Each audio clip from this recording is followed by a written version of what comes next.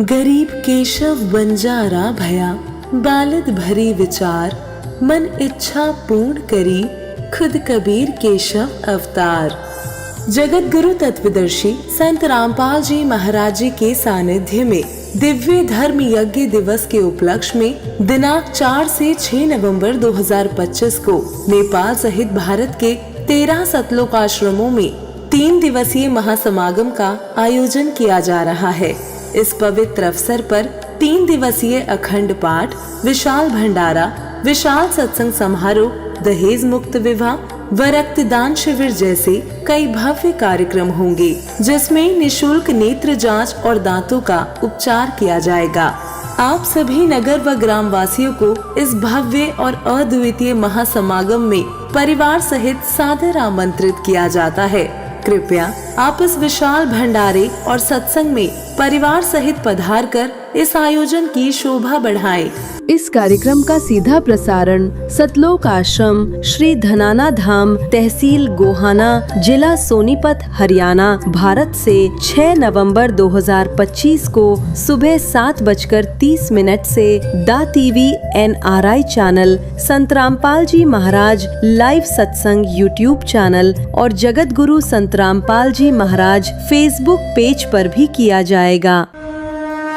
संत रामपाल जी महाराज एक ऐसे महान संत जिन्होंने अपनी सतभक्ति, तत्व ज्ञान, करुणा और सेवा के बल पर समाज में नई मिसाल कायम की है।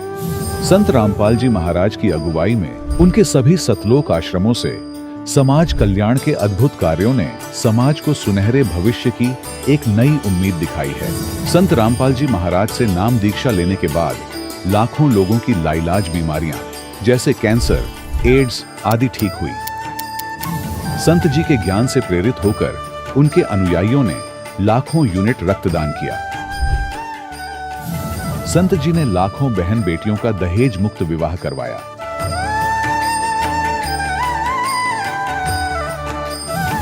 संत जी ने लाखों लोगों का नशा छुड़वाया, करोड़ों उजड़े परिवार बसे। संत जी के आश्रमों में समागम के दौरान निःशुल्क नेत्र चिकित्सा, दंत चिकित्सा प्रदान की जाती है। संत रामपाल जी महाराज द्वारा समय समय पर पर्यावरण संरक्षण के उद्देश्य से बड़े स्तर पर वृक्षारोपण किया जाता है। संत जी ने जरूरतमंदों को तत्काल राहत पहुंचाने के लिए एम्बुलेंस सेवा शुरू की। संत जी अपने अनुयायियों को देहदान के लिए प्रेरित करते हैं, जिससे मानवता की सेवा और चिकित्सा क्षेत्र में सुधार हो सके। संत रामपाल जी महाराज के सभी आश्रमों में हर रोज निशुल्क भंडारा आयोजित किया जाता है, जहां हर वर्ग, हर जाति और हर धर्म के लोग एक साथ बैठकर भोजन करते हैं।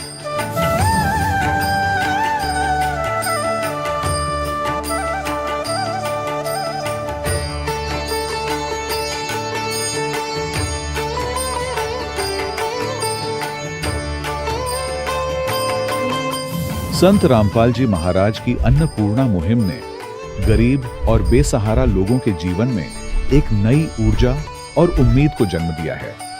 घर घर खाद्य सामग्री और जरूरी मदद पहुंचाकर संत रामपाल जी महाराज ने लोगों को दुख और मजबूरी से लड़ने की ताकत प्रदान की है।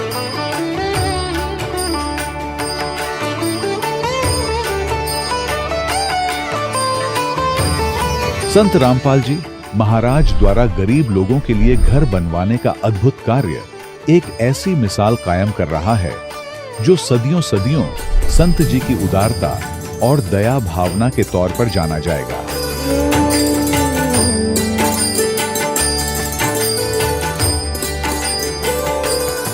संत रामपाल जी महाराज के आश्रम में हजारों बुजुर्गों को सम्मान और प्यार के साथ जीवन जीने का अवसर मिलता है। उनके खाने, रहने और स्वास्थ्य की पूरी जिम्मेदारी संत रामपाल जी महाराज उठाते हैं। अनाथ बच्चों के लिए संत रामपाल जी महाराज के सभी आश्रम किसी वरदान से कम नहीं। यहाँ उन्हें शिक्षा, संस्कार और भविष्य के लिए बेहतर अवसर प्रदान किए जाते हैं।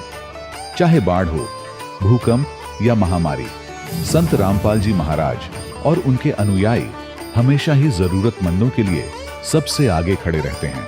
कोविड महामारी के दौरान संत रामपाल जी महाराज के आश्रमों से करोड़ों लोगों के लिए भोजन, दवाइयां और जीवन रक्षक सामग्रियां उपलब्ध कराई गई। चाहे गरीब की मदद हो या किसी शोषित और पीड़ित वर्ग के हक और सम्मान की लड़ाई, संत रामपाल जी महाराज ने हमेशा ही उनकी दबी आवाज को सरकारों तक पहुंचाया है और उन्हें उचित न्याय दिलवाने में अहम भूमिका अदा की है।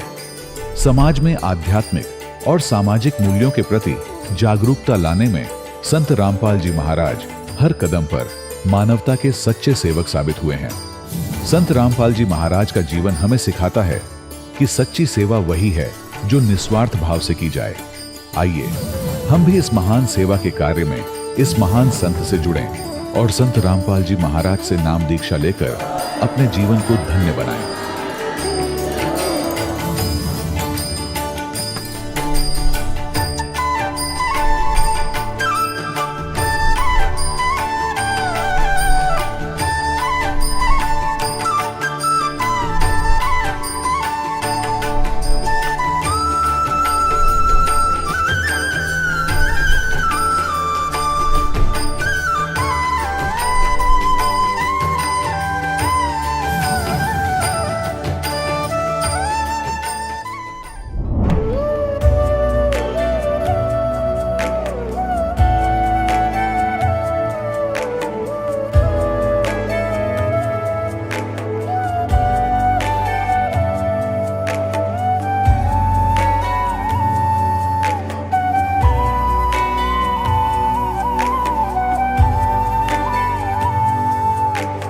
जब लग गुरु मिले न साचा, तब लग गुरु करो 10 पांचा।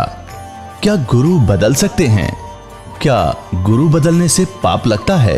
अध्यात्म के इस मैदान में आखिर सही गुरु कौन है? गीता जी में वर्णित तत्वदर्शी संत कौन है?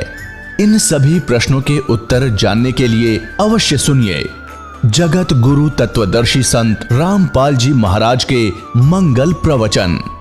सत साहिब दर्शकों, मौजूदा समय में भारत एक ऐसा देश है जहां हिंदू धर्म के धर्मी लोग काफी बड़ी संख्या में रहते हैं और अपनी अपनी परंपरागत साधनाओं में लिप्त हैं। उन्हीं में से एक थे मध्य प्रदेश के रहने वाले सूरज चौहान जी। हिंदू धर्म के प्रमुख देवता विष्णु जी और शिव जी की पूजा करते थे। इन पूजाओं को करते करते सूरज जी दुख की घड़ी का सामना कर रहे थे। सूरज जी को भयंकर शारीरिक रोग था और मां भूत प्रेतों के प्रकोप से पीड़ित थीं। सूरज जी के जीवन में दुख तो थे, लेकिन दुखों से लड़ने का मंत्र नहीं था। वो सच्चा गुरु नहीं था जो इन्हें दुखों के कहर से बचाकर एक अच्छा और सुखमय जीवन प्रदान कर सके। सूरज जी के जीवन में सुख के दिन तब आए जब इन्हें मिला सत्य आध्यात्मिक ज्ञान। जगत गुरु तत्वदर्शी संत रामपाल जी महाराज के सत्संग प्रवचन से इन्हें पता चला कि वास्तव में तत्व ज्ञान क्या है जिससे हम सुखी हो सकते हैं। संत रामपाल जी महाराज से नाम उपदेश लेने के बाद इनका जीवन परिवर्तन हो गया। इनका जलन का रोग ठीक हुआ। मां को भूत प्रेत बाधा से छुटकारा मिला। सुनिए सत्य ज्ञान प्राप्त होने के बाद सूरज जी की खुशियों से भरी कहानी, उन्हीं की जुबानी। सर नमस्कार। नमस्कार सर। सर क्या नाम है आपका? सूरज चौहान। सूरज जी कहाँ से हैं आप? हम ग्राम जमोठी, पोस्ट तलकपुरा, तहसील सेगांव, जिला खरगोन, मध्य प्रदेश से आए हैं। सर संत रामपाल जी महाराज से नाम दीक्षा कब लिया आपने? हमने संत रामपाल जी महाराज जी से नाम दीक्षा 13 जून 2014 को ली। सर संत रामपाल जी महाराज की शरण में आने से पहले आप क्या भक्ति साधना करते थे? संत रामपाल जी महाराज जी की शरण में आने से पहले हम ब्रह्मा विष्णु महेश की भक्ति करते थे और जैसा कि हिंदू समाज में प्रचलित है भक्ति, वही भक्ति हम भी करते थे। सर हिंदू धर्म में प्रचलित सभी पूजाएं आप कर ही रहे थे, तो फिर आप संत रामपाल जी महाराज की शरण में क्यों गए? हमने संत रामपाल जी महाराज जी का सत्संग सुना और उनके ज्ञान को समझा और हमने देखा कि हम जो भक्ति कर रहे थे वो शास्त्रों के विरुद्ध थी और हमें पता चला कि शास्त्रों के अनुकूल भक्ति तो ये संत रामपाल जी महाराज जी बता रहे हैं। तो हमने इस कारण से वो पुरानी भक्ति त्याग दी और संत रामपाल जी महाराज जी के द्वारा बताई हुई भक्ति हमने ग्रहण की। सर संत रामपाल जी महाराज द्वारा दी गई भक्ति आपने की, तो सर उस भक्ति को करने के बाद आपको क्या लाभ मिले? जी संत रामपाल जी महाराज जी के द्वारा बताई हुई भक्ति करने से हमें बहुत सारे लाभ हुए हैं, पर मैं कुछ का यहाँ पे वर्णन करना चाहूँगा। जैसे कि मुझे जब मैंने नाम दीक्षा ली थी उससे पहले मेरे को जलन का रोग था। उस रोग से मैं 1.5 साल से परेशान था और संत रामपाल जी महाराज जी से नाम उपदेश लेने के मतलब 2 दिन बाद ही मेरा वो जलन का रोग भी समाप्त हो गया। उसके बाद हमारी मतलब माता जी हैं, माता जी को प्रेत बाधा थी, तो वो भी संत रामपाल जी महाराज जी से नाम उपदेश लेने के बाद वो प्रेत बाधा भी समाप्त हो गई। फिर उसके बाद चमत्कार भी हुए हैं, जैसे कि हमारे घर पे हम किसान परिवार से हैं, तो हमारे घर पे एक गाय थी, तो गाय को मतलब कि खून चूसने वाले वो जो कीड़े होते हैं वो हो गए थे, और यहाँ पे जीव हिंसा भी नहीं कर सकते हैं। तो फिर हमारे पापा ने गुरु जी के पास दंडवत करते हैं, संत रामपाल जी महाराज जी के पास घर में स्थान बना है जहाँ पे दीपक लगाते हैं, और हमने वहाँ पे प्रार्थना लगाई कि परमात्मा आप ही कोई उपाय करो। तो तीसरे दिन गाय बिल्कुल ऐसे हो गई जैसे किसी ने उसको नहलाया हो, और एक भी कीड़ा उसको गाय को नहीं था। और उसके बाद नाम उपदेश लेने के 4 महीने बाद मतलब मेरी अचानक तबीयत ख़राब हो गई, क्योंकि गुरु जी जो मर्यादा बताते हैं संत रामपाल जी महाराज जी, हम वो मर्यादा नहीं निभा पाए, तो उससे हमारी तबीयत ख़राब हो गई। तो फिर हमने 4-5 डॉक्टरों को भी दिखाया, लेकिन हम ठीक नहीं हुए। फिर हमने घर से ही मतलब हॉस्पिटल से ही मतलब परमात्मा सदगुरु रामपाल जी महाराज जी को याद किया और प्रार्थना लगाई कि परमात्मा आप ही हमें बुलाओ किसी प्रकार से आपके पास। तो उसके दूसरे ही दिन हमारी हॉस्पिटल से मतलब छुट्टी हो गई और हम आश्रम के लिए रवाना हो गए। और जैसे जैसे हम पहुंच रहे थे वैसे ऐसे हमको लग रहा था कि जैसे हमें कोई सर्प काट रहा है, वैसा मतलब दर्द हो रहा था। और जैसे ही हमने आश्रम में प्रवेश किया वैसे ही हमारी पूरी बॉडी की जो नसें होती है सारी फड़फड़ाने लगी, और गुरुजी उसी वक्त आशीर्वाद दे रहे थे संत रामपाल जी महाराज जी। तो जैसे ही उन्होंने आशीर्वाद दिया हमारी पूरी बॉडी ऊपर से नीचे तक वाइब्रेट होने लगी, और वाइब्रेट होने के बाद बिल्कुल मैं पूर्ण रूप से स्वस्थ हो गया। और एक और चमत्कार यह हुआ है कि जैसे हम इंटरव्यू देखते हैं वक्तों का, तो उन्होंने उसमें कई चमत्कार बताते हैं, तो हमने भी मतलब परमात्मा की परीक्षा ही ली एक प्रकार से, कि जैसे हम उनके भक्तों के इंटरव्यू देखे थे हमने सूर्य नाम उपदेश नहीं लेने से पहले, और फिर हमने नाम उपदेश लिया, फिर हमने सब प्रमाण भी देखे, हमको लाभ भी मिल गए, पर फिर भी जब तक आंखों नहीं देख ले तब तक हमने विश्वास नहीं किया। तो हमारे रूम में मतलब एक कबीर परमेश्वर जी की एक बड़ी फ़ोटो लगी हुई थी, तो हमने कहा कि यदि आप परमात्मा सत्य हो और आपका भक्ति मार्ग सत्य है और हम इतने नियम से लगे हुए हैं आपके ऊपर, तो आप हमें कुछ चमत्कार दिखाइए। तो मैंने जैसा ही इधर रोते हुए मैंने प्रार्थना करी, तो कबीर परमेश्वर जी के मुकुट के ऊपर से श्वेत लाइट आया मेरे ऊपर। सर, जैसा कि आपने बताया कि पहले आप हिंदू धर्म में प्रचलित पूजाएं आप कर रहे थे, उसको करने से आपको कोई लाभ नहीं मिल रहा था, और उसके बाद आपने संत रामपाल जी महाराज से नाम दीक्षा ली और उनके द्वारा दी गई भक्ति आपने की तो आपको लाभ मिलने लगा। तो सर, इसका क्या कारण है कि पहले आपको लाभ नहीं मिल रहा था और संत रामपाल जी महाराज द्वारा दी गई भक्ति को करने से आपको लाभ मिलने लगे? सर, इसके पीछे क्या कारण है? सर, इसके पीछे ये कारण है कि जो पहले हम जो भक्ति कर रहे थे वो शास्त्र विधि को त्याग के मनमाना आचरण था। सर, यहाँ पर हम ये भी कह सकते हैं कि जो भक्ति आप कर रहे थे, आपकी भक्ति करने की विधि सही ना हो, आपने भक्ति ठीक से नहीं की हो, ऐसा भी तो हो सकता है। नहीं सर, ऐसा नहीं है, क्योंकि जो आम समाज कर रहा है भक्ति हम वैसे ही कर रहे थे और उसी विधि से कर रहे थे। लेकिन जो संत रामपाल जी महाराज जी ने हमें भक्ति विधि बताई है, तो वो नाम से भक्ति होती है, उन्होंने नाम से भक्ति करने के लिए हमें बताया है, और गीता में भी प्रमाण दिया है कि नाम से भक्ति होती है। जैसे गीता संत रामपाल जी महाराज जी बताते हैं गीता अध्याय 8 के मंत्र 13 में कि ओम इति एकाक्षरम ब्रह्म व्यवहारन माम अनुसरणम यह प्रयाति तजन देहम सहयाति परमाम गतिम, कि अर्जुन मेरा तो एक ओम मंत्र है, तू युद्ध भी कर और इसका जाप भी कर। तो ऐसे ही हमारे संत रामपाल जी महाराज जी ने हमें ये भक्ति विधि बताई है कि आप काम करते करते इन देवी देवताओं से लाभ लेना है तो ये नाम का जाप करो, इससे ही आपके रोग भी दूर होंगे और इससे आपका मोक्ष भी होगा। सर, जैसा कि आपने बताया कि संत रामपाल जी महाराज द्वारा दी गई भक्ति को करने से आपको बहुत सारे लाभ मिले। सर, आप संत रामपाल जी महाराज के अलावा किसी और संत से भी नाम दीक्षा लेते तो आपको फिर भी लाभ मिल सकते थे? सर, हमने कई सारे संतों के प्रोग्राम भी सुने और उनके सत्संग भी सुने हमने, पर जो ज्ञान हमें संत रामपाल जी महाराज जी ने बताया ऐसा किसी अन्य संत ने नहीं बताया। वो जो संत बताते थे तो वैसे ही मतलब जैसे पारंपरिक कथाएं सुनाते थे राम सीता की या श्री कृष्ण जी की, वैसे ही जीवन लीला बताते थे, पर उनका जो वास्तविक भक्ति जो जैसे करनी चाहिए जिससे मोक्ष हो वो किसी ने नहीं बताया, जो संत रामपाल जी महाराज जी ने बताया वेदों के अनुसार और गीता के अनुसार। सर, आप संत रामपाल जी महाराज को व अन्य संतों को किस प्रकार से भिन्न पाते हैं, किस प्रकार से अलग पाते हैं? संत रामपाल जी महाराज जी शास्त्रों के अनुसार ज्ञान बताते हैं, और अन्य संत जो हैं वो अपने मतलब अनुभव बताते हैं और उनके अनुसार वो सुनी सुनाई कथाएं बताते हैं, और वो किसी अन्य शास्त्रों में प्रमाण भी नहीं देते हैं जिन्हें हम मानते हैं। जैसे कोई गीता के अनुसार भक्ति भी नहीं बताते हैं, मतलब बताते तो हैं गीता की खूब महिमा, पर उसमें लिखा क्या है वास्तविकता ये तो संत रामपाल जी महाराज जी से पहले किसी ने नहीं बताया। और वेदों का भी हम हिंदू धर्म में सिर्फ हमने नाम सुना था, लेकिन उनमें क्या लिखा है, सृष्टि की रचना कैसे हुई, ब्रह्मांड कैसे रचे गए, ये आज तक किसी भी संत ने नहीं बताया, जो सदगुरु रामपाल जी महाराज जी ने बताया हमें। क्यों ना आप किसी और संत से नाम दीक्षा ले लें। किसी और से नाम उपदेश लेने का सवाल ही नहीं उठता है, क्योंकि सर जो ज्ञान जो है संत रामपाल जी महाराज जी का, हमने तो उनको ज्ञान को समझा था और शास्त्रों के अनुसार हम उन्होंने जो साधना बताई थी, हम शास्त्रों के अनुसार ही भक्ति कर रहे हैं। और किसी अन्य संत के पास फिर जो शास्त्र विधि को ताकि मनमाना आचरण बता रहे हैं, तो उनसे कैसे नाम दीक्षा ले सकते हैं हम। तो हम शास्त्रों के अनुसार ज्ञान भक्ति से जुड़े उनसे, और उससे हमको लाभ भी मिल रहा है, तो फिर हमारा तो पहले से भी और अधिक विश्वास है संत रामपाल जी महाराज जी के ऊपर। सर, जैसा कि हम देखते हैं कि लगभग पूरे भारतवर्ष में आज की जो युवा पीढ़ी है वो नशे की गिरफ्त में है। आप उन लोगों को क्या कहना चाहेंगे जो लोग वो इतनी छोटी सी उम्र में नशा करते हैं और अपनी लाइफ को बर्बाद कर रहे हैं? आप उन लोगों को क्या कहना चाहेंगे, उनको क्या संदेश देना चाहेंगे? मैं उन लोगों से ये कहना चाहूँगा कि जो बहुत ही कम उम्र में नशा करते हैं, नशा करने से क्या होता है कि हमारा एक तो शरीर भी खराब होता है और आध्यात्मिक शारीरिक रूप से भी हानि होती है और आध्यात्मिक रूप से भी उसमें हानि होती है। यदि हम छोटी सी उम्र में नशा करने लगते हैं तो उससे हमारा क्या है कि धीरे धीरे मतलब मस्तिष्क से और याददाश्त भी कमज़ोर हो जाती है नशा करने से। और भी इसके कई सारे अवगुण हैं, लेकिन आध्यात्मिक इसके अवगुण भी बहुत सारे बताए गए हैं संतों ने। तो मैं उन भक्तों से या मतलब उन लोगों से निवेदन करना चाहता हूँ कि जो नशा करते हैं वे संत रामपाल जी महाराज जी के ज्ञान को सुने और उनके विचारों को सुने और उनको अपने जीवन में धारण करें, जिससे उनका नशा भी छूट जाएगा और उनके भविष्य में जो भी समस्याएं होने वाली होंगी वो भी उस ज्ञान से और उनकी भक्ति से छूट जाएगी। जी, बहुत बहुत धन्यवाद आपका। धन्यवाद सर। दर्शकों, अभी आपने सुने संत रामपाल जी महाराज से दीक्षा प्राप्त करके सुखी हुए भक्त के अनुभव। अब देखिए जगत गुरु तत्वदर्शी संत रामपाल जी महाराज के मंगल प्रवचन। अब हम अध्यात्म मार्ग में ऊपर आएंगे, पूरा विश्व सुखी होगा, आप भी सुखी होगे, आत्मिक शांति होगी। जो परमात्मा काम किया करता हो परमात्मा आपके साथ रहेगा, आपको वो सुख देगा।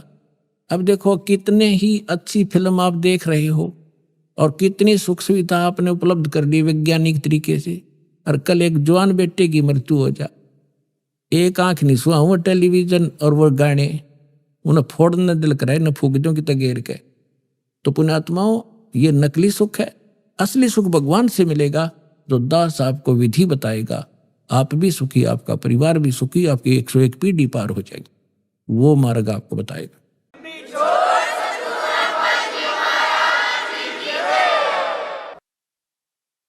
अब देखिएगा 15वें अध्याय का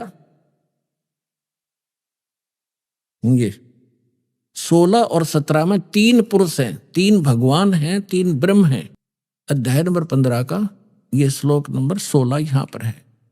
इसमें लिखा है कि द्वौ इमौ पुरुषौ लोके सर्च अक्षर एवच सर सर्वाणी भूतानि कुटस्थ अक्षर उच्चते। 16वां श्लोक, इसका अनुवाद यहाँ पर क्या ना, इस संसार में नासवान और अविनाशी भी ये 2 प्रकार के पुरुष हैं।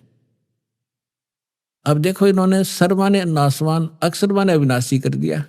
ये लिखना था इस संसार में सर पुरुष और अक्षर पुरुष, ये पुरुषों है ना, ये दोनों संस्कृत में इसके साथ भी लगाया जाता है, अक्षर पुरुष और सर पुरुष। ये और इनको देखें तो नासवान और अविनाशी ये 2 प्रकार के पुरुष है। पुरुष माने परमात्मा है, प्रभु है, भगवान है, ईश है, स्वामी है।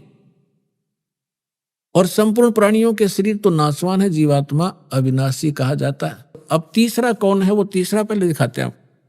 तीसरा जो है वो परम अक्षर पुरुष है। अब यहां आपने 15वें अध्याय के 16वें श्लोक में 2 पुरुष हैं, सर पुरुष और अक्षर पुरुष। ये 2 प्रकार के पुरुष हैं और इनके अंतर्गत जितने प्राणी हैं वो नासवान है और ये स्वयं भी नासवान है। जीवात्मा तो गधे की भी नहीं मरती, कुत्ते की भी नहीं मरती। अब यहां देखो 15वें अध्याय के 17वें श्लोक में क्या लिखा है कि उत्तम पुरुष है तू अन्य। ये उत्तम पुरुष माने श्रेष्ठ परमात्मा तो इन दोनों से अन्य है, सर पुरुष और अक्षर पुरुष से। सर पुरुष, सर और अक्षर, नासवान और विनाशी, ये 2 प्रकार के पुरुष हैं। इसमें लिखा 17वें श्लोक में 15वें अध्याय के कि उत्तम पुरुष है तू अन्य परमात्मा इति उद्धारत है। ये लोग तरम आवी से विभर्ती अवैश्वर है। उत्तम पुरुष तो अन्य ही है, इन दोनों से कोई और है, वो श्रेष्ठ भगवान परम अक्षर ब्रह्म तीसरे नंबर का। उत्तम पुरुष तो अन्य ही है जो तीनों लोकों में प्रवेश करके सबका धारण पोषण करता है। अविनाशी परमेश्वर परमात्मा इस प्रकार कहा जाता है। इसी 15वें अध्याय के प्रथम मंत्र में ये देखिएगा, 15वें अध्याय का प्रथम मंत्र में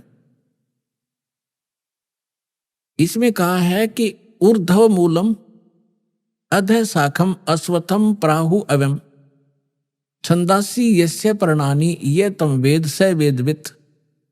इन्होंने अनुवाद किया है कि ऊर्ध्व मूलम आदि पुरुष परमेश्वर मूल वाले, इसका अर्थ करना था ऊर्ध्व माने ऊपर को, जड़ वाला वो तो पूर्ण परमात्मा है, और अधः शाखम यहां इन्होंने अधः का अनर्थ कर दिया ब्रह्मा रूप मुख्य शाखा वाले। नहीं, अधः माने नीचे होता है, ऊर्ध्व माने ऊपर होता है। इसमें अधः 2 बार है, अधः अधः, ये दूसरे श्लोक में। अब यहां इन्होंने, और ऊर्ध्व ऊर्ध्वम भी है, यहां देखो इन्हीं का अनुवाद देखते हैं। अधः माने नीचे है, अधः माने नीचे, अधः माने नीचे, और ऊर्ध्व माने ऊपर, ऊर्ध्वम माने ऊपर। अब यहां देखो, हम फिर आगे वापस 15वें अध्याय के प्रथम श्लोक में, ऊर्ध्व मूलम अधः शाखम, ऊर्ध्व मूलम अधः शाखम, ये अधः शाखम, ये ऊर्ध्व मूलम अधः शाखम अश्वत्थम प्राहु अवम छंदासी यस्य प्रणानी ये तम वेद स वेदवित। अब इन्होंने ये गलत किया है, यह लिखना था ऊपर को जो जड़ वाला, ऊपर को जड़ वाला वो तो परमेश्वर है, पूर्ण परमात्मा है, ये ठीक है। अधः शाखम गलत कर दिया, नीचे को शाखा वाला, और संसार रूपी पीपल के वृक्ष को अविनाशी कहते हैं, वेद जिसके पत्ते कहे गए हैं। और उस संसार वृक्ष को जो व्यक्ति, जो संत मूल सहित तत्व से जानता है, वह है सवेदवित, वह वेद के तात्पर्य को जानने वाला है। वो तत्वदर्शी संत है जो इस संसार रूपी वृक्ष के सभी विभागों को बता देगा। ये देखिएगा, संसार रूपी वृक्ष दिखाता हूं आपको पहले। ये है ऊर्ध्व मूलम अधः शाखम, अधः शाखम, ऊर्ध्व मूलम अधः शाखम अश्वत्थम प्राहु अवम छंदासी यस्य प्रणानी ये तम वेद स वेदवित। अब देखिएगा, ये है वृक्ष जो जमीन से बाहर दिखाई देता है। कबीर परमेश्वर जी ने 600 वर्ष पहले अपना ज्ञान बताया था एक, और वो लीला ऐसी ही करते हैं, अपने मुख कमल से यथार्थ ज्ञान बोलते हैं, और उस ज्ञान को फिर लिपिबद्ध कर लिया जाता, वो सच्चिदानंद घन ब्रह्म की वाणी कहलाती है। उसमें उन परमात्मा ने कहा था, अक्षर पुरुष एक पेड़ है और सरपुरुष वा की डार, निरंजन कहो सरपुरुष कहो, और तीनों देवा शाखा है बाई पात रूप संसार। उस परमेश्वर ने वो परमात्मा जैसे रामानंद जी को मिले थे, स्वामी रामानंद जी को, उन्होंने जब परमात्मा को ऊपर देखा, फिर नीचे उसी एक सिंपल वेशभूषा में धानक जुलाहे रूप में बनारस में देखा। जब कहा था दोहु ठोड़ है एक तू भया एक से दो, और गरीबदास हम कारणे तुम आए हो मगदो, तुम साहेब तुम संत हो, तुम सतगुरु तुम हंस, और गरीबदास तेरे रूप बिना। रामानंद जी कह रहे और न तू जान, तुम ही साहेब हो, तुम परमात्मा हो, सतगुरु सच्चा ज्ञान देने वाले आप ही हो, तुम साहेब तुम संत हो, तुम सतगुरु तुम हंस। और गरीबदास जी जैसे तुलसीदास जी ने रामायण को लिखा था, चित्रार्थ किया था, उस प्रकार गरीबदास जी को परमात्मा ने दिव्य दृष्टि दी थी। वो सारी सच्चाई गरीबदास साहिब जी ने अपनी वाणी में लिखा है, इसलिए गरीबदास जी का नाम आता है। लेकिन वार्ता चल रही है रामानंद जी और परमात्मा की।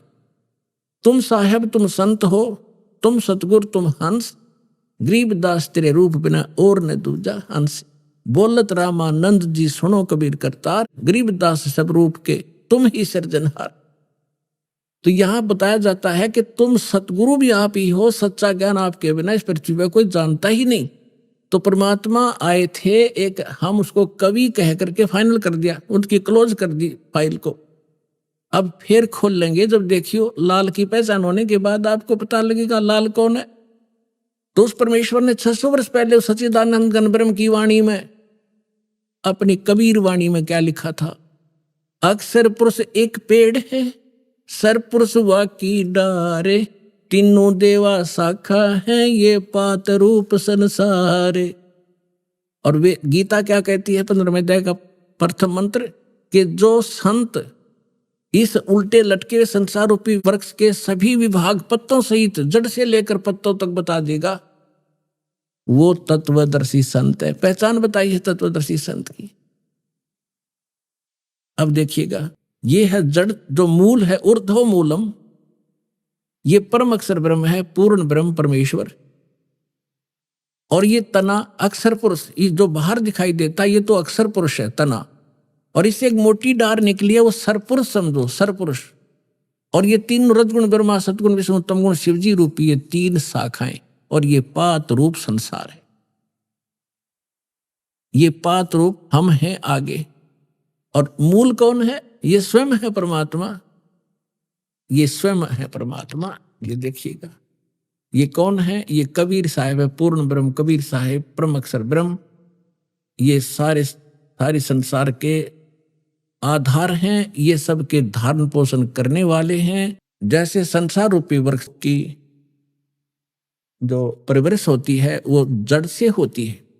अब दास आपको जहां लाना चाहता है वहां लाएगा। गीता अध्याय नंबर 15 के श्लोक नंबर 1 आपने पढ़ लिया, इसमें स्पष्ट कर दिया कि तत्वदर्शी संत कैसा होगा। ये देखिए, ये है 15वें अध्याय का प्रथम श्लोक। इसमें बताया है कि ऊर्ध्व मूलम अधः शाखम अश्वत्थम प्राहु अवम छंदासी यस्य प्रणानी ये तम वेद सवेदवित। ऊपर को जड़ और नीचे को तीनों गुण रूपी शाखा वाला, ये इसको सारा कंप्लीट मिलाकर हम पढ़ेंगे ना। ऊर्ध्व मूलम अधः शाखम, नीचे को शाखा वाला पढ़ो इसको। और अश्वत्थम यानी संसार रूपी पीपल के वृक्ष को अविनाशी कहते हैं। वेद, ये वेद नहीं है। जैसे छंद का अर्थ होता है विभाग, किसी एक शब्द का एक ही अर्थ नहीं होता, कि जो इन सभी छंदों को, सभी विभागों को तत्व से जानता है। सरपुरुष कौन पोर्शन है इस संसार रूपी वृक्ष का, मूल कौन है और डार कौन है, शाखा कौन है, जो इन सभी को जानता है, सवेदवित, वो तत्वदर्शी संत है। तो परमेश्वर ने 600 वर्ष पहले बताया, इस दास ने परमात्मा से प्राप्त इस ज्ञान को आपके रूबरू कराया। अक्षर पुरुष एक पेड़ है, सरपुरुष वा की डार, और तीनों देवा शाखा है ये पात रूप संसार। तो यहां इस श्रीमद् भगवत गीता भी यही बताती है कि तीनों गुण रूपी, यहां देखिए आगे 15वें अध्याय का ये दूसरा मंत्र आप देखिएगा, उस संसार वृक्ष की तीनों गुण रूप। है पुण्यात्मा, ये सदग्रंथ है। यदि इन BA MA की पुस्तकों को एक बच्चा पढ़ समझ सके, टीचर की क्या आवश्यकता थी? इतने बड़े कॉलेज बनाने की क्या आवश्यकता थी? इन किसी भी अपने धर्म गुरुओं को अपने सदग्रंथों का कख भी पता नहीं। ये कोड वर्ड है, तीनों गुण रूपी शाखा। अब पहले ये बताते तीन गुण कौन है।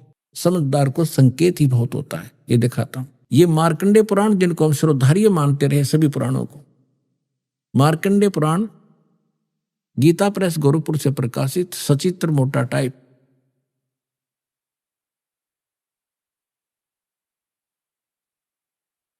गीता प्रेस गोरखपुर से प्रकाशित। इसके 123 पृष्ठ पे देखिएगा।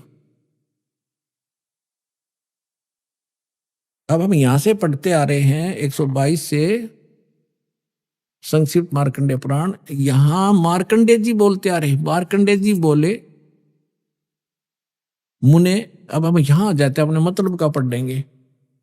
रजोगुण प्रधान ब्रह्मा, तमोगुण प्रधान रुद्र और सत्व प्रधान विश्व पालक विष्णु हैं। यही तीन देवता हैं और यही तीन गुण हैं। इति सिद्धम रजगुण ब्रह्मा, सतगुण विष्णु, तमगुण शिव जी। और भी बहुत से प्रमाण हैं, जैसे ये देखिएगा श्रीमद् देवी भागवत, इसमें संस्कृत भी साथ में, हमें ये सुविधा है इसको समझने में। भाग 1, और ये कहां से प्रकाशित है? श्री अथ देवी भागवतम सभाष्टिकम समात्यम, खेमरा श्री कृष्णदास प्रकाशन, बंबई से। इसके यहाँ आइएगा, ये तीसरा स्कंद है। अथ श्रीमद् देवी भागवते भाषा टीका युक्ते तृतीय स्कंद है प्रारंभते। तीसरे स्कंद में आ गया, प्रश्न नंबर 11 पे, और अध्याय नंबर 5। इसका मंत्र हम 8 पढ़ेंगे, 7वां या समाप्त हुआ।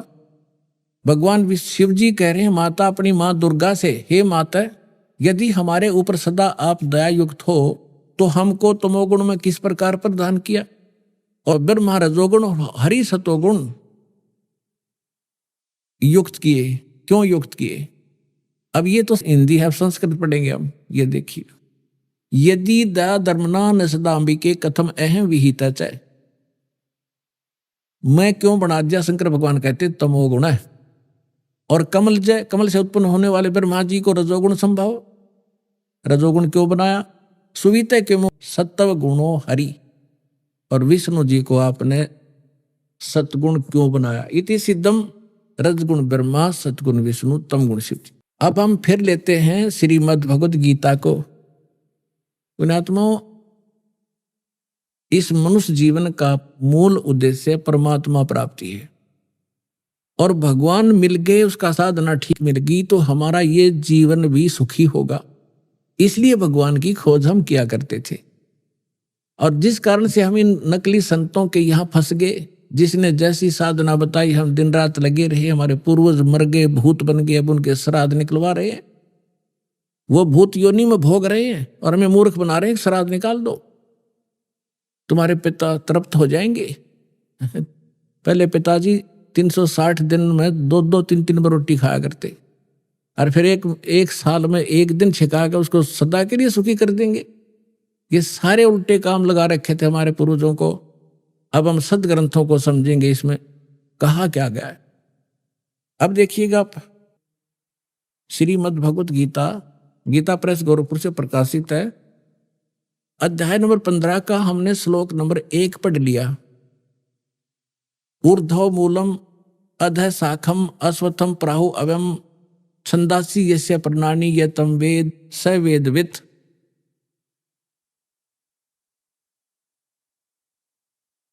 ऊर्ध्व मूलम माने ऊपर को, जड़ जो है वो तो पूर्ण परमात्मा समझो। नीचे को अधः शाखम, नीचे को शाखा है, ये संसार रूपी पीपल का वृक्ष को अविनाशी कहते हैं, वेद जिसके पत्ते कहे गए हैं।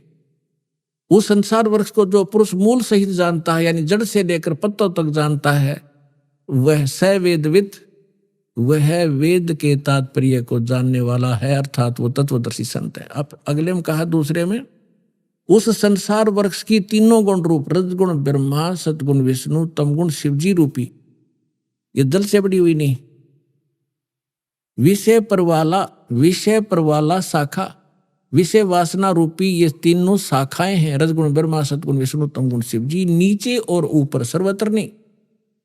अधः माने नीचे, ऊर्ध्व माने ऊपर, नीचे और ऊपर फैली हुई है। और इस मनुष्य लोक में हमारे कर्मों के अनुसार बांधने की भी ये मुख्य कारण है। कर्मानुबंधनी मूल्यानी, ये हमें यहाँ कर्मों के आधार पर यही रखते हैं, जैसे जिसका कर्म है उसको वैसा ही देते रहते हैं। किसी के अच्छे पुण्य है तो उसको अच्छा देते रहेंगे, जिसका पाप है उसको दुख देते रहेंगे। इसमें कोई परिवर्तन ये नहीं कर सकते, और हमें यहाँ बांधे रखने के ये मूल कारण है। अब देखो, नीचे और ऊपर, सभी लोगों में नहीं, नीचे और ऊपर फैली हुई है। अब तीसरे में क्या कहा है कि इस संसार वर्ष का स्वरूप जैसा कहा है वैसा यहां विचार काल में नहीं पाया जाता। यानी मेरे और तेरे डिस्कशन में जो गीता जी का ज्ञान मैं दे रहा हूं, इसमें मैं कंप्लीट नहीं बता पाऊंगा उस परमात्मा के बारे में। इसलिए ऑप्शन छोड़ रखा है इसने। चौथे अध्याय के 34वें श्लोक में कहा कि उस तत्व ज्ञान को जो परमात्मा स्वयं अपने मुख कमल से बोलता है, चौथे अध्याय के 32 और 34 में, वो तत्व ज्ञान है। उस तत्व ज्ञान को तू तत्वदर्शी संतों के पास जाकर समझ। गीता ज्ञानदाता कहता मैं नहीं जानता उसको कंप्लीट। यहां स्पष्ट कर रहा है कि यहां विचार काल में जो गीता का ज्ञान मैं तुझे दे रहा हूं, मैं इसको कंप्लीटली नहीं बता पाऊंगा। तेरे और यहां मेरे विचार काल में ये पूर्णतः नहीं पाया जाता, उसको किसी और से समझ। ये देखिएगा, इस संसार वृक्ष का स्वरूप जैसा कहा है, यानी सृष्टि रचना जैसी मुझे पता है, वैसा यहाँ विचार काल में यानी गीता जी के डिस्कशन में, इस विचार विमर्श में नहीं पाया जाता। इसमें नहीं मिलेगा तेरे को, क्योंकि न तो इसका आदि है न इसका अंत। इसको पता नहीं गीता ज्ञानदाता को, तथा न इसकी अच्छी प्रकार कोई स्थिति है। इसलिए इस सुविरुद्ध मूलम, यानी सुविरुद्ध माने अति दृढ़ मूल वाले, यानी परमात्मा का जो ऊपर का लोक है, सतलोक, अलखलोक, अगमलोक और अकहलोक, जिसे नामी लोक कहते, वो अविनाशी है, उसका कभी नाश नहीं होता। इसलिए सुदृढ़ मूल, तो उसका सुदृढ़ कहा है। वो सुदृढ़ मूलम, सुदृढ़ यानी अविनाशी रूपी मूल वाले जो स्थान जहां भगवान रहता है वो अविनाशी है। यहां उसका संकेत देखिएगा, सुविरुद्ध मूलम, इस अति दृढ़ मूल वाले अश्वत्थ संसार रूपी पीपल के वृक्ष को दृढ़ इन्होंने क्या कर दिया, असंग शस्त्रेण छित्वा, इन्होंने कर दिया वैराग रूप शस्त्र द्वारा काट कर। ये कहना था तत्व ज्ञान रूपी शस्त्र द्वारा काट के, यानी उस तत्व ज्ञान जो मैं वो संत बतावेगा, भगवान का बोला हुआ ज्ञान वो बताता है, वो है तत्व ज्ञान रूपी शस्त्र। उस ज्ञान रूपी उलझी हुई गुत्थी को तत्व ज्ञान रूपी शस्त्र तक काट के, उसके पश्चात ये देखिए 15वें अध्याय का 4था श्लोक, गीता अध्याय नंबर 15 और श्लोक नंबर ये है 4। उसके पश्चात उस परम पद रूप परमेश्वर को भली भांति खोजना चाहिए, जिसमें गए हुए पुरुष यानी साधक फिर लौटकर संसार में नहीं आते, और जिस परमेश्वर से पुरातन संसार वृक्ष की प्रवृत्ति विस्तार को प्राप्त हुई है, उसी आदि पुरुष नारायण की मैं शरण हूं। इस प्रकार दृढ़ निश्चय करके उस परमेश्वर का मनन और निधि ध्यान करना चाहिए। परपदेवा ने पूजा होती है, इन्हें तो अड़ंगा डांड से मतलब था। इसका है कि उस परमात्मा ने जिसने सब ब्रह्मांडों की रचना की है, संसार रूपी वृक्ष जिससे विस्तार को प्राप्त हुआ है, यानी जिसने सब की रचना की है, वो परमात्मा है। गीता ज्ञान अपने से अन्य, गीता ज्ञान दाता अपने से अन्य किसी परमात्मा के विषय में कह रहा है कि उसकी पूजा करनी चाहिए। गीता अध्याय नंबर 18 के श्लोक नंबर 62 में स्पष्ट किया है कि सर्वभाव से तू उस परमेश्वर की शरण में जा, उसकी कृपा से तू परम शांति को और सनातन परम धाम को प्राप्त होगा। और इसमें स्पष्ट कर दिया कि उसके पश्चात तत्वदर्शी संत मिलने के बाद तत्व ज्ञान के द्वारा इस अज्ञान को हटाकर काट कर उसके पश्चात परमेश्वर के उस परम पद की खोज करनी चाहिए, जहां जाने के बाद साधक फिर लौटकर कभी संसार में नहीं आते। अपने विषय में गीता ज्ञान दाता 4थे अध्याय के 5 और 9 में, गीता 2रे अध्याय के 12वें श्लोक में, 10वें अध्याय के 2रे श्लोक में कहता, अर्जुन तेरे और मेरे बहुत जन्म हो चुके, तू नहीं जानता मैं जानता हूं। तो इसे सिद्ध है कि यदि हम गीता ज्ञान दाता की भक्ति करेंगे तो हम फिर भी जन्म मृत्यु में रहेंगे, हमें कंप्लीट मोक्ष नहीं होगा, शाश्वत स्थान नहीं मिलेगा, हमें परम शांति नहीं हो सकती। इसलिए तत्वदर्शी संत की खोज करने को कहा है। राज आपको खोज करा करा पा गए, दास है उस तत्वदर्शी संत, आपका जचियो कद्दे फिरे।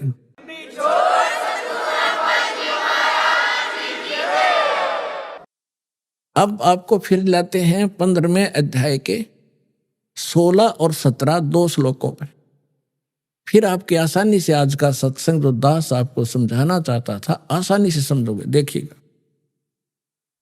यह है अध्याय नंबर 15 का। अब श्लोक नंबर हम 16 यहां से पढ़ा था, फिर देख लेते हैं। दिवौ इमौ पुरुषौ लोके सर्च अक्षरः एवच सर्व सर्वाणि भूतानि कुटस्थ अक्षर उच्यते। इन्हीं का अनुवाद पढ़ लेते हैं। 15वां अध्याय। इस संसार में नासवान सर्वनासवान अक्षर अविनाशी 2 प्रकार के पुरुष माने परमात्मा, प्रभु, ब्रह्म 2 कहे। संपूर्ण प्राणियों के शरीर ना तो नासवान है, जीवात्मा अविनाशी कही जाती है। फिर ये 17वें में तुरंत कहा कि उत्तम पुरुष है तू अन्य, वो श्रेष्ठ भगवान तो इन दोनों से कोई और है। और परमात्मा ही जीवधारक जिसको भगवान कहा जाता है। ये लोग तर्यमावी से विभर्ती जो तीनों लोकों में प्रवेश करके सबका धारण पोषण करता है, वो अविनाशी परमात्मा है। इन्हीं का अनुवाद। उत्तम पुरुष श्रेष्ठ भगवान तो कोई इनसे दोनों से अन्य है, जो तीनों लोकों में प्रवेश करके और सबका धारण पोषण करता है, अविनाशी परमेश्वर परमात्मा इस प्रकार कहा गया है। अब ये है वो जड़ संसार रूपी वृक्ष की परवरिश कहां से होती है, किससे आहार होता है, कौन पालन करता है? संसार रूपी वृक्ष की जो जड़ है ये परम अक्षर ब्रह्म है। इससे ये तीनों लोकों में प्रवेश करके और सबका धारण पोषण करने वाला ये परम अक्षर ब्रह्म है, ये पूर्ण परमात्मा है, वो जो इन दोनों से सरपुरुष और अक्षर पुरुष से अन्य है। अब ये है तीनों लोकों में प्रवेश करके सबका धारण पोषण करने वाला ये परमात्मा है। अब हम आपको थोड़ा सा इन भगवानों का जो अक्षेत्र दिखाएंगे कि ये कितने प्रभु हैं। जैसे एक ब्रह्मांड होता है, एक ब्रह्मांड में कौन कौन सी स्थिति है वो देखिएगा। ये एक ब्रह्मांड का लघु चित्र है। इस ब्रह्मांड का अंडे जैसी शकल है, अंडे आकार है, अंड आकार है। ये देखिए ऐसा है यहाँ। ये इसको अंड भी कहते हैं, इसको ब्रह्मांड भी कहते हैं। और इस ब्रह्मांड के अंदर जो व्यवस्था है वो हमारे शरीर के अंदर हम देख सकते हैं जब हम हमारे इन चैनलों को, कमलों को ऑन कर लेंगे मंत्रों की साधना करके। तो इसलिए इसको पिंड, शरीर को पिंड कहते हैं। जैसे एक टेलीविजन के अंदर कहीं भी कार्यक्रम हो रहा हो, वो कार्यक्रम हो रहा कहीं और देख हम टीवी पर सकते हैं, ऐसे ये शरीर हमारा है। तो पूरे ब्रह्मांड का जो नक्शा है इस पिंड के अंदर है। इसको पिंड भी कहते हैं, इसको अंड आकार है इसलिए अंड भी इसी को कहते हैं। अरे राधा स्वामी वाले ये नकली पिंड अलग बताते हैं, अंड अलग बताते हैं, और ब्रह्मांड न्यारा क्या पता नहीं इनको। ये देखिएगा तो ये इस ब्रह्मांड के अंदर क्या क्या व्यवस्था है। नीचे से शुरू करते ये 7 हैं, तल, अतुल, वितल, महातल, अतल, सुतल, रसातल और पाताल लोक। और ये पृथ्वी लोक, ये ब्रह्मा का लोक, ब्रह्मा जी का लोक, शिव जी का लोक, विष्णु जी का लोक, और ये स्वर्ग, और ये नरक, ये इंद्र का लोक, ये धर्मराज का लोक, और ये एक ब्रह्मलोक है इसके अंदर। ये सारा ब्रह्मलोक कहलाता है। इतना ये एक ब्रह्मलोक है। इसमें इसने क्या कर रखा है, ये महेंद्र काल भी, फिर नकली सतलोक, नकली अलखलोक और नकली अगमलोक और नकली अनामी लोक की रचना इस काल ने करवा रखी। ये दुर्गा जी का लोक, यहां इसने गुप्त स्थान बना रखा है, और इस गुप्त स्थान पर कोई नहीं जा सकता इस काल की रजा से बिना। ब्रह्मा विष्णु महेश का पिता है। इसने 3 स्थान बना रखे हैं, एक रजोगुण प्रधान अक्षेत्र, एक तमोगुण प्रधान अक्षेत्र, एक सतोगुण प्रधान अक्षेत्र। ये अपना ऐसा रूप बना लेता है ब्रह्मा जी जैसा, और दुर्गा को ये सावित्री के रूप में रखता है। इन दोनों के संयोग से इस रजोगुण प्रधान अक्षेत्र में रहते हुए जो पुत्र उत्पन्न होता है इसकी शकल जैसा हो जाता है, उसको ब्रह्मा नाम दे देता है और वो रजोगुण युक्त हो जाता है। इसी प्रकार ये सतोगुण युक्त स्थान है, इसमें स्वयं विष्णु रूप धारण करता है, दुर्गा को महालक्ष्मी रूप में रखता है। इन दोनों के संयोग से इस सतोगुण प्रधान क्षेत्र में रहने से जो पुत्र उत्पन्न होता है वो सतोगुण युक्त हो जाता है और उसका नाम विष्णु रख देते हैं। इसी प्रकार ये शंकर रूप बना लेता है, दुर्गा को पार्वती रूप में रखता है, और इन दोनों के संयोग से तमोगुण प्रधान क्षेत्र में जो पुत्र उत्पन्न होता है वो तमोगुण युक्त हो जाता है। इसलिए रजगुण ब्रह्मा, सतगुण विष्णु और तमगुण शिव जी की उत्पत्ति करके ये फिर नीचे के लोकों का प्रधान बना देता है, इनको एक एक द्वीप दे देता है। और ये तीनों भगवान केवल पृथ्वी लोक, स्वर्गलोक और इस पाताल लोक, इन 3 लोकों के ऊपर ही ये प्रभुता रखते हैं इस एक ब्रह्मांड। बस इतने मालिक हैं, इतने स्वामी हैं। और ये जो ब्रह्म है इनका पिता सरपुरुष, ये केवल ऐसे ऐसे 21 ब्रह्मांडों का स्वामी है। ये देखिएगा, आप जी ने जो ब्रह्मांड देखा था ये वाला, अब ये समझो ये एक गेंद सी होगी और ये 21 ब्रह्मांड का अक्षेत्र है इस सरपुरुष का। गीता अध्याय नंबर 15 के श्लोक नंबर 16 और 17 वाले में 3 पुरुष हैं। ये सरपुरुष का क्षेत्र है 21 ब्रह्मांड। अभी आपने सुने संत रामपाल जी महाराज के मंगल प्रवचन। आइए अब सुनते हैं संत रामपाल जी महाराज से नाम दीक्षा लेकर सत भक्ति करके अद्भुत लाभ प्राप्त करने वाले अनुयायी के विचार। दर्शकों, कलयुग के इस माहौल में जहां समाज में बहुत सी भ्रांतियां प्रचलित हैं, तो उन भ्रांतियों से बाहर निकलने के बाद जब व्यक्ति सत्य की खोज करता है तो उसको केवल प्रमाण ही सत्य की तरफ ले जा सकते हैं, क्योंकि सच्चाई प्रमाणित होती है और भ्रांतियां निराधार। इसी प्रकार एक सच्चा साधक जो ईश्वर की खोज में भटक रहा होता है, अक्सर उसको भी सत्य तक पहुंचने से पहले बहुत सी भ्रांतियों से होकर गुजरना पड़ता है। लेकिन प्रमाण जब मिल जाए तो लोक वेद पर आधारित सभी साधनाएं उसे व्यर्थ लगने लगती हैं। राजस्थान में अलवर के रहने वाले नाहर जी को भी सत्य ने ही प्रभावित किया। एक ऐसा सत्य जो उन्हें तमाम परंपरागत साधनाओं की सच्चाई से अवगत करवा गया। नाहर जी हनुमान जी के उपासक थे। छत्तीसगढ़ में बाबा धाम कावड़ भी लेकर गए, 84 कोस की परिक्रमा भी की। लेकिन एक दिन इन्होंने सच्चे संत का सत्संग सुना, और वो संत कोई और नहीं, संत रामपाल जी महाराज जी हैं। उसको सुनने के बाद उन्हें पता चला कि इनके द्वारा की जा रही साधनाएं व्यर्थ थीं। फेसबुक के माध्यम से एक दिन इन्होंने संत रामपाल जी महाराज जी के सत्संग में भगवान की वास्तविक सच्चाई का ज्ञान हुआ और देवी देवताओं का स्तर पता चला। इस बात ने इन्हें अचंभित कर दिया, लेकिन सामने दिखाए गए प्रमाणों ने इन्हें सत्यता पर दृढ़ किया। तभी से नाहर जी की जीवन शैली में बड़ा बदलाव आया है। संत जी की शरण में जाने के बाद इन्हें अनेकों लाभ मिले। ये सब अब आपको नाहर जी स्वयं बताएंगे। सुनिए नाहर जी का जीवन वृतांत। सर नमस्कार। नमस्ते सर। सर क्या नाम है आपका? नाहर सिंह मीना। कहाँ से आए हैं आप? मैं अलवर राजस्थान से आया हूँ। वैसे मैं गाजियाबाद में रेलवे में जॉब करता हूँ। सर संत रामपाल जी महाराज से नाम दीक्षा लेने से पहले आप क्या भक्ति साधनाएं करते थे? मैं खुद जो हूँ एक हमारे वहाँ पे गांव में एक संत हैं, उनका शिष्य था। उन्होंने मुझे रामायण में नाम का मंत्र दिया था। श्री राम को इष्ट मान कर मैं भक्ति करता था। हनुमान जी का उपासक था। मैं हनुमान जी का व्रत करता था। चोला छंडाता था, मतलब उस पर रंग सिंदूर छंडाता था मूर्ति पे, और मैं बहुत अच्छे से इष्ट मान के उनकी भक्ति करता था कंटिन्यू। मैं कावड़ लेके गया बिहार समस्तीपुर से। मैं बाबा धाम ये छत्तीसगढ़ में है, वहाँ पे मैं कावड़ लेके गया। मैंने 84 जो कोस की परिक्रमा है वो नंगे पैर की। तो इस तरह मैं दृढ़ता से भक्ति कर रहा था और हनुमान जी का ज़्यादा उपासक था। सर आप एक अच्छे श्रद्धालु की तरह हर वो पूजा साधनाएं कर रहे थे जो कि एक आम साधारण श्रद्धालु करता है। तो सर हमारा सवाल ये है कि आप जो पहले भक्ति साधनाएं कर ही रहे थे, तो फिर आप संत रामपाल जी महाराज की शरण में क्यों आए? सर मैं क्या है कि मैं रेलवे में जॉब कर रहा था, तो मैं फेसबुक चला रहा था। तो फेसबुक पे मुझे एक दिन अचानक संत रामपाल जी महाराज का सत्संग मिल गया। तो मैं सत्संग देखता रहा तो काफ़ी दिन देखता रहा, 10-15 दिन देखता रहा। मैंने फिर उसमें देखा कि इसमें बता रहे हैं संत रामपाल जी महाराज कि ब्रह्मा विष्णु महेश इनके माता पिता कौन हैं, और ब्रह्मा विष्णु महेश की कितनी जन्म आयु है। तो ये देख के मैं शॉक्ड रह गया कि ये क्या ब्रह्मा विष्णु महेश की जन्म मृत्यु होती है।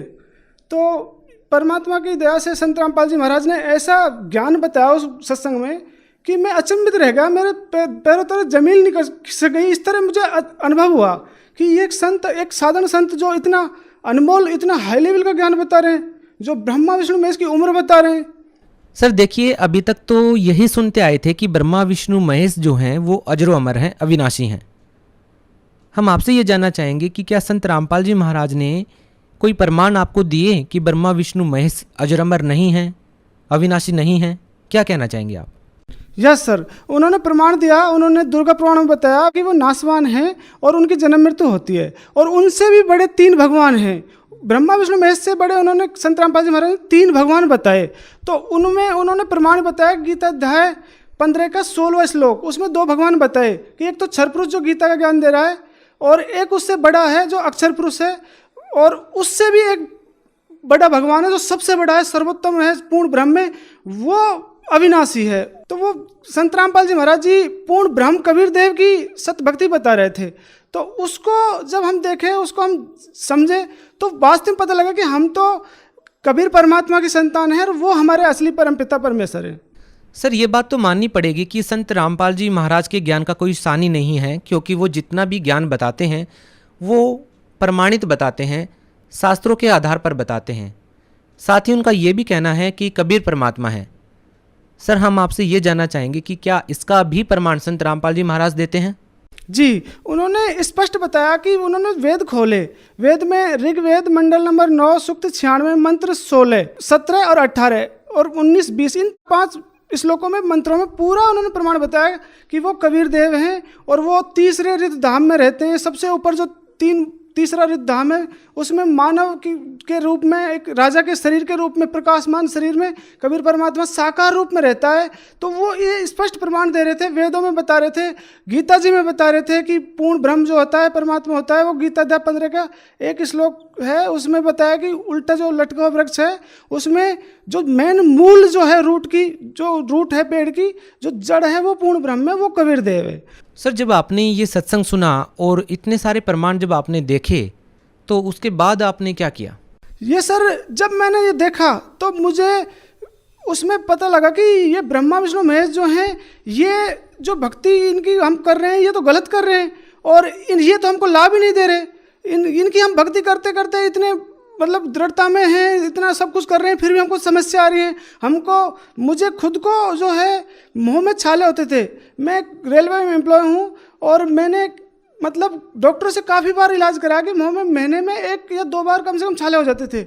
मैं दवाई खा खा के थक गया था। मेरे अंदर क्रोध ज़्यादा रहता था, मैं गुस्से में ज़्यादा मतलब कोई भी बात पे गुस्सा करता था, परिवार वालों से गुस्से में झगड़ा कर लेता था। तो ये परमात्मा का ऐसा ज्ञान, कबीर परमात्मा का जो संत रामपाल जी खोल खोल के बता रहे थे, मैं तुरंत क्या किया, मैंने उसमें चैनल पे पीली पट्टी आ रही थी, मैंने सत्संग देखना शुरू कर दिया था। तो उसमें मोबाइल पे फ़ोन किया आश्रम में, संत रामपाल जी का आश्रम में। तो फिर उन्होंने बोला कि आपके अलवर नामदान केंद्र में आप आ सकते हो, नाम दीक्षा ले सकते हो। तो मैंने वहाँ पे 20 जून 2018 को संत रामपाल जी महाराज जी से नाम दीक्षा ली। सर देखिए, अभी आप संत रामपाल जी महाराज जी से जुड़ चुके हैं और इसमें कोई दो राय नहीं है कि आप संत रामपाल जी महाराज जी से जुड़ने के बाद तो कोई नशा करते नहीं होंगे।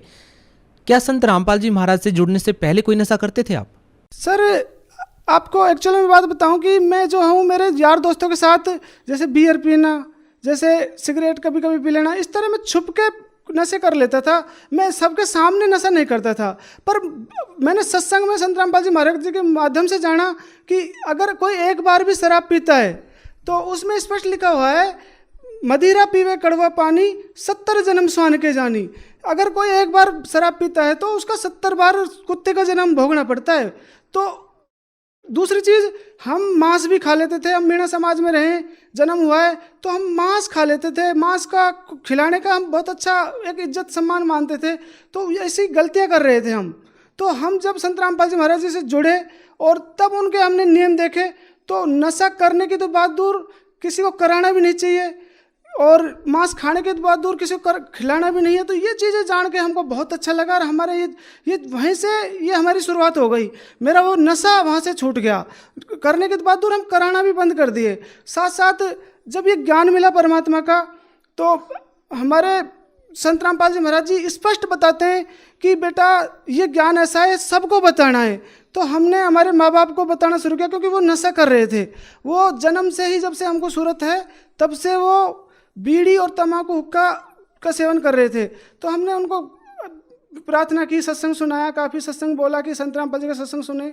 तो उन्होंने सत्संग सुनकर, संत रामपाल जी महाराज के ज्ञान समझकर उन्होंने भी नशा छोड़ दिया। सर देखिए, एक आम साधारण व्यक्ति के लिए नशा छोड़ना बेहद कठिन कार्य है। सरकार भी काफ़ी कोशिशें करती हैं, नशा मुक्ति केंद्र सरकार ने खोले हुए हैं, बावजूद इसके व्यक्ति नशा नहीं छोड़ पाता है। आपने संत रामपाल जी महाराज जी से नाम दीक्षा लेने के बाद नशा छोड़ दिया है। आपके परिवार के व्यक्ति जो नशा करते थे उन्होंने भी नशा छोड़ दिया है। संत रामपाल जी महाराज ऐसी कौन सी जड़ी बूटी देते हैं कि जो व्यक्ति उनसे नाम दीक्षा लेता है वो नशा छोड़ देता है? संत रामपाल जी महाराज हमें सत्संग में ऐसा ज्ञान बताते हैं, ऐसा मार्मिक ज्ञान, सत्य ज्ञान बताते हैं जो शास्त्र प्रमाणित है। उससे हमको आत्मा का ज्ञान हो जाता है और वो परमात्मा का ज्ञान हो जाता है। तो उससे हम ऑटोमेटिक उस सत्य ज्ञान से, नशे से दूर हो जाते हैं। संत रामपाल जी महाराज से नाम दीक्षा लेने के बाद आपको कितने लाभ मिले हैं? सर लाभ, इतने लाभ मिले कि शायद हम आपको गिना नहीं सकते। लेकिन अभी कुछ कुछ आपको पॉइंट बता सकते हैं। देखो, सबसे पहले एक हमको परमात्मा संत रामपाल जी महाराज जी ने, कबीर साहब जी के जो अवतार हैं आज वर्तमान में, उन्होंने जीवन दान दिया। एक बार मैं, मेरे साथी भाई था, उसके साथ मैं बाइक पे जा रहा था और हाईवे पे कम से कम 100 की स्पीड थी बाइक की, पीछे बैठा हुआ था। तो सतनाम मंत्र का जाप कर रहा था मैं। वो जगत भाई गाड़ी 100 की स्पीड से चला रहा था। अचानक हमारे सामने एक टेम्पो 3 व्हीलर आया और उसने हमारे सामने ब्रेक लगा दिए। हमारी साइड मतलब उसने ब्रेक लगा दिए। तो जिस साइड हम जा रहे थे उसी साइड उसने ब्रेक लगा दिए। तो फिर हमारे जो ड्राइवर भाई थे उन्होंने भी तुरंत ब्रेक लिया। तो परमात्मा ने ऐसी दया की, कम से कम हमारी बाइक 20 फीट उसके पीछे पीछे फिसली और वो 20 फीट फिसलती हुई एक साइड में एक जगह खड़ी कर दी संत रामपाल जी भगवान ने। तो उस दिन हमारी दोनों की मौत थी। तो जब हमारा मौत का मतलब संत रामपाल जी महाराज ने ही हमको उस दिन बचाया, क्योंकि हम सतनाम मंत्र का जाप करते हुए वहाँ पे सफ़र में कर रहे थे। तो इस तरीके से संत रामपाल जी महाराज ने हमको एक बार तो जीवन दान दिया, ये हम कहेंगे। इस सत भक्ति के सत मंत्र के कारण हमारी उम्र परमात्मा ने बढ़ा दी।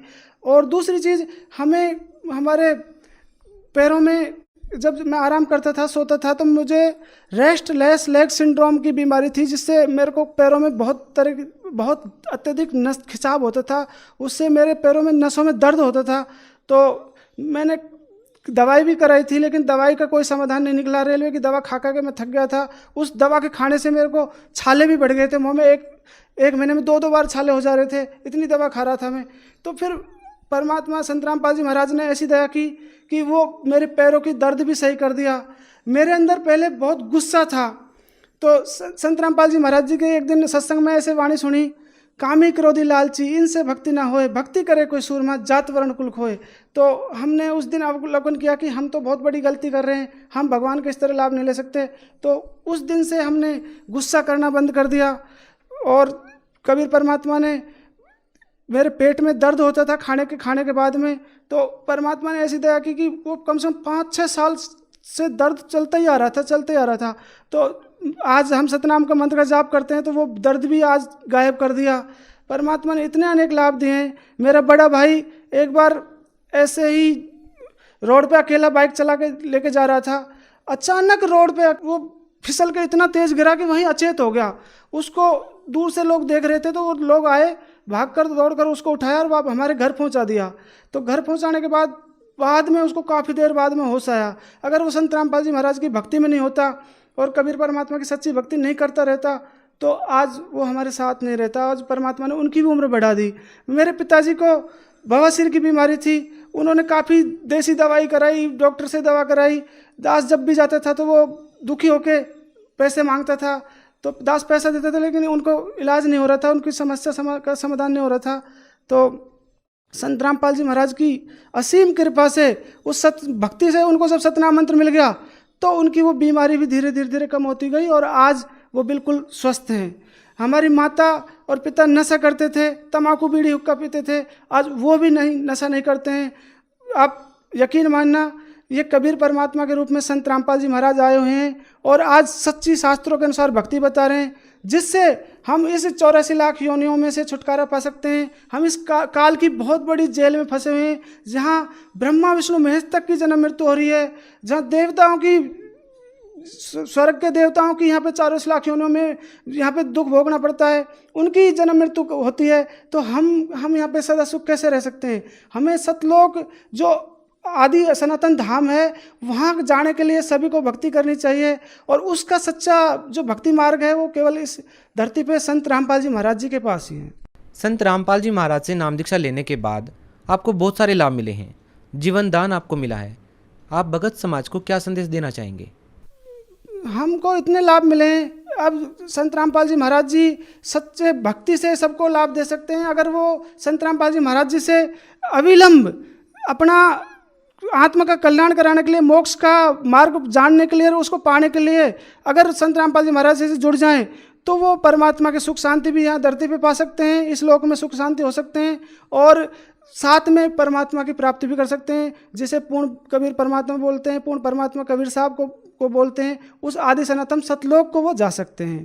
तो मेरी हाथ जोड़ के सभी धर्मगुरु और सभी धर्म के अनुयायियों से हाथ जोड़ के प्रार्थना है कि आप केवल दास 20 दिन का सत्संग सुना, उससे संत रामपाल जी महाराज जी का सच्चा ज्ञान समझ गया, तो आप कुछ दिन सत्संग सुन के देखें। आप संत रामपाल जी महाराज को फेसबुक पे स्पिरिचुअल लीडर संत रामपाल जी महाराज जो है उस पर दास को देखकर उनसे सच्ची भक्ति मिली है, आप भी देख सकते हैं। आप यूट्यूब चैनल है संत रामपाल जी महाराज जी का, उस पर आप उनको देख सकते हैं, ट्विटर पे देख सकते हैं। आप संत रामपाल जी महाराज का ऐप है, संत रामपाल जी महाराज ऐप, उससे आप संत रामपाल जी का ज्ञान सुन सकते हैं। तो आप जितना जल्दी संत रामपाल जी महाराज जी का सत्संग सुनना लग जाओगे, उसी दिन से आपको लाभ मिलने लग जाएगा। ये सत्य बात है, 101% है। क्योंकि कबीर देव का एक गुण लिखा हुआ है वेदों में कि कबीर परमात्मा असाध्य रोग को भी सही कर देते हैं। अगर कोई दुखी आदमी है और कोई बीमारी से पीड़ित है, कोई किसी भी प्रकार से दुखी समस्या से ग्रसित है, तो वो केवल संत रामपाल जी महाराज का सत्संग सुने और सच्चा मार्ग देखें और इसी को अपनाएं। सर बहुत बहुत धन्यवाद। ठीक है सर, थैंक यू।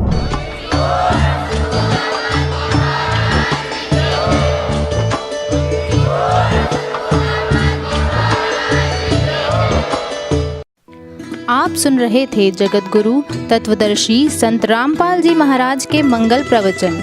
अधिक जानकारी के लिए संपर्क करें।